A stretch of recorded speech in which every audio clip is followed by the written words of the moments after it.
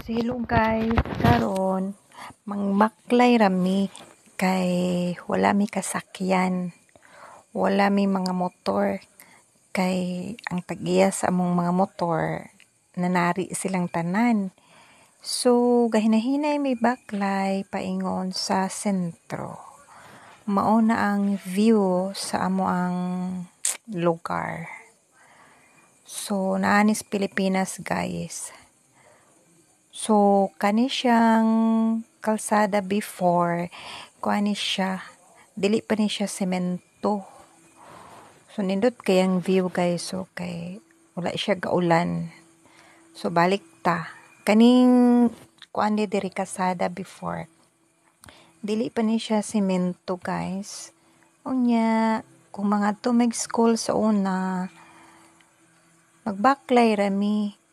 Kay dili pa man maagi maskin motor, especially kung mag-ulan bitaw, pita kayo siya.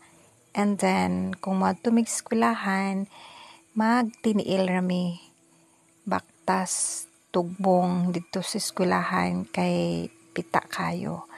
Pero karon thanks God na semento na gid siya.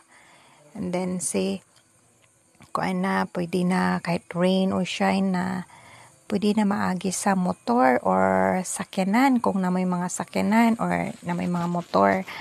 So, dili na mo gabaklay.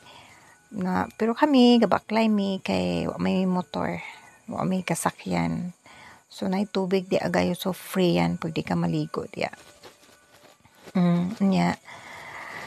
Yan, kay wa may kasakyan, so gabaklay. So karon guys, balik ta mga estudyante. Napakasosyalan na nila. Kay dili gid na sila magbaklay. Di parehas mo sa una nga grabe binaklaya. Kay kining kalsada diri sa una, kuan pa ni, dili pa semento, lubak-lubak pa siya. Dili maagi sa motor or sakyan ng pag-ulan. Tapos kani din nga side, kuan pa na siya guys, wala pa na siya na semento. Kuan na siya sapa pag